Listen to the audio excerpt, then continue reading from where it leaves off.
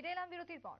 বুধবার সন্ধ্যায় 42তম আগরতলা বইমেলার উদ্বোধন। হাপানিয়াস্থিত আন্তর্জাতিক মেলা প্রাঙ্গণে মেলার উদ্বোধন করলেন মুখ্যমন্ত্রী। উপস্থিত ছিলেন বিধানসভার মুখ্য সচেতক কল্যাণী সাহারাই থেকে শুরু করে উপাধ্যক্ষ রামপ্রসাদ পাল, মেয়র দীপক মজুমদার থেকে শুরু করে বাংলাদেশের সহকারী হাই কমিশনার আরিফ মোহাম্মদ এবং অন্যান্য বিশিষ্টরা।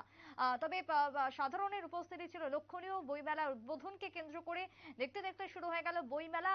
42তম বছরে পদার্পণ এবং তারই সঙ্গে এবারের মেলায় 191টি স্টল রয়েছে, যার মধ্যে 175টি স্টল রয়েছে শুধুমাত্র বইয়ের বলে আজ তথ্য প্রকাশ সংশ্লিষ্টদের পক্ষ থেকে। তারই সঙ্গে 110টি রয়েছে ত্রিপুরা স্টল, অন্যদিকে বাংলাদেশের স্টল রয়েছে 5টি এবং তার সঙ্গে যদি বলি বহির রাজ্যের স্টল, বিশেষ করে উত্তরপ্রদেশের স্টল রয়েছে 2টি, অসমের স্টল রয়েছে 2টি এবং পশ্চিমবঙ্গের স্টলও রয়েছে সেই জায়গাতে।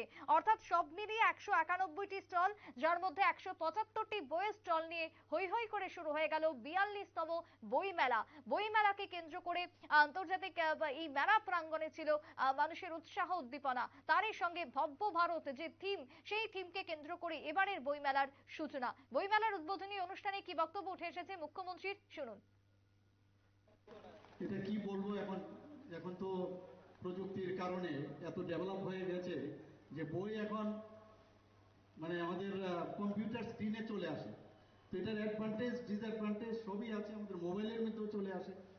আমার মনে আছে সেখানে গিয়ে ছদ্ম নামেও যারা লেখক তাদের নামও আমাদের মুখস্থ হয়ে যেত। জরাসুন্দর কথা আমার এখনো মনে আছে।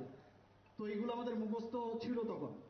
এবং এর মধ্যে যখন বই দেখতাম যে ছদ্ম নামের বইটা কি, এবং ওই বইয়ের পড়ার পরে এরকম একটা ভিতরে ফিল হতো যে ওনার বইটা যদি নতুন কিছু বেরিয়েছে কিনা তার উপর ভিত্তি করে আমরা ওই স্ক্রিপ্টটা দিতাম যে এই বইটা আছে কিনা। তো এই যে একটা আগ্রহ জানার, যে একটা আকাঙ্ক্ষা, একটা বিশ্বগ্রাসী ক্ষুধায় যে আমরা সবসময় থাকি জ্ঞান অর্জনে, সেটা কিন্তু আমি জানি না এখনকার ছেলেমেয়েরা আমাদের থেকে আরো বেশি, অনেক ট্যালেন্ট, অনেক বেশি ওরা জানে, ওদের মস্তিষ্ক অনেক বেশি কাজ করে।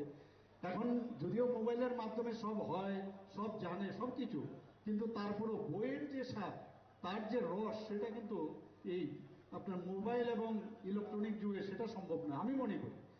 এবং যেখানে অর্থনীতির বিষয় হোক, মেডিকেল সায়েন্সই বলুন বা অন্যান্য যেসব আমাদের পলিটিক্যাল সায়েন্স বলুন, যাই বলুন, সেখান থেকে আমরা যদি অনেক সময় আজকাল কিন্তু আমি চিকিৎসক হিসেবে বলছি, অনেকে মোবাইল থেকে চিকিৎসা করে ফেলে। এটা কিন্তু সাংঘাতিক বিপজ্জনক। কারণ যতক্ষণ ধরে বইয়ের মধ্যে এবং তার যতক্ষণ সিলমোহর না পড়বে, সেই সিলমোহর না পড়লে, বইয়ে যতক্ষণ ধরে না আসবে, সিলমোহর না পড়বে, ততক্ষণ ধরে সেটাকে কিন্তু মানুষ গ্রহণ করা উচিত নয়। ঠিক আছে, নতুন নতুন কিছু থাকে, আমরাও ক্লাস নিতে গেলে মেডিকেল কলেজে যখন পড়াতাম একটু দেখে নিতাম নতুন কিছু আছে কিনা। আমি বলছি না সবকটা ঠিক নয়, কিন্তু নিজের যে পুরনো জিনিসগুলো আছে তার মধ্যে আমরা দেখতাম যে এটা অ্যাড করা যায় কিনা, আরো 2-3 জায়গায় দেখে তারপর আমরা সেটাকে অ্যাড করতাম। তো এখনো আজকে এই বই মেলাতে আমি বলবো মানুষের মধ্যে, কারণ গত বছরও যে বিক্রি এখানে হয়েছে, একটা বিশাল সংখ্যা এখানে বই বিক্রি হয়েছে, তবেই তো প্রকাশকরা এবং যারা বই বিক্রেতারা এখানে আসছেন, রাইটাররা আসছেন, নিশ্চয়ই বই বিক্রি হয়। এবং বই পড়া শুধু এটা একটা কেনার যেমন নেশা দরকার, বই পড়ারও কিন্তু একটা নেশা দরকার। এই দুটো ভেরি ইম্পর্টেন্ট। নেশাও কিন্তু নেশা থাকতে হবে কিনার।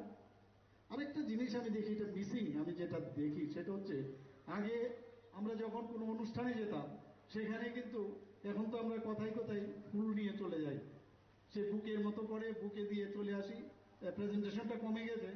কিন্তু আমার মনে হয় এটা আমরা কেন না আমরা নতুনভাবে আবার শুরু করি, তাতে করে যারা রাইটার তারাও উৎসাহিত হবে, বইয়ের যারা প্রকাশক তারাও উৎসাহিত হবে, বইয়ের যে ভলিউম মানুষের কাছে পৌঁছবে, পড়বেও।